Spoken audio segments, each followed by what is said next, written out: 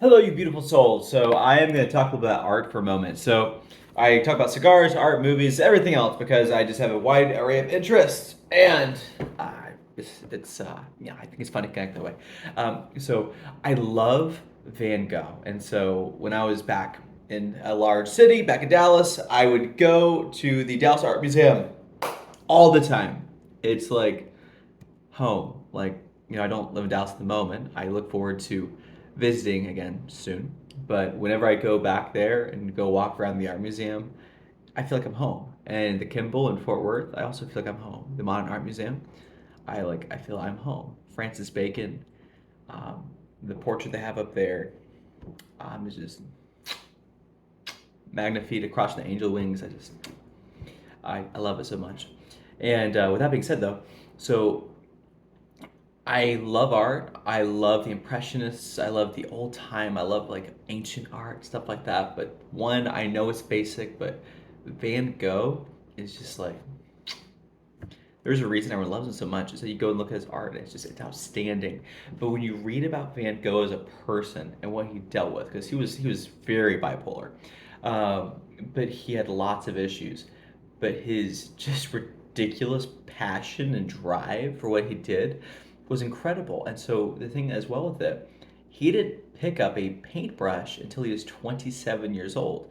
And for perspective, back at that time, people tended to die far, far younger than we did. So 27 was, 30 was absolutely middle age back then.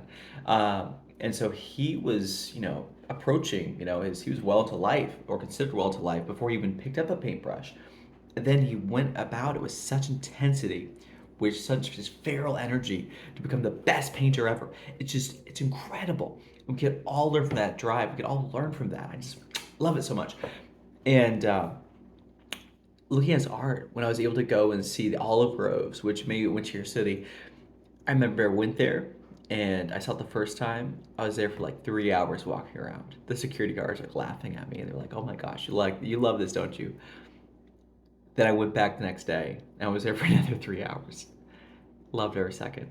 And then went back again. Maybe a fourth or fifth time as well. And if you catch the drift, like Van Gogh, just the emotion in his art, the movement, just the little things he picks up on, it's just so perfect. And the portrait he has where he's strolling down through the olive groves, is holding hands with a woman, is having a romantic evening, is one of the most touching and beautiful paintings you've ever seen. The little details where it just looks like he was just full of joy as he's making it, and even just looking at that thick oil paint and seeing those little bit of charcoal mixed in when he had the underpainting, because the homie wouldn't even undercoat his paintings. He would just like and paint. He sold one painting in his lifetime to a friend. One in his lifetime. He died from a gun wound, an infection, never knowing what would happen. And he's widely considered to be the greatest artist I've ever lived.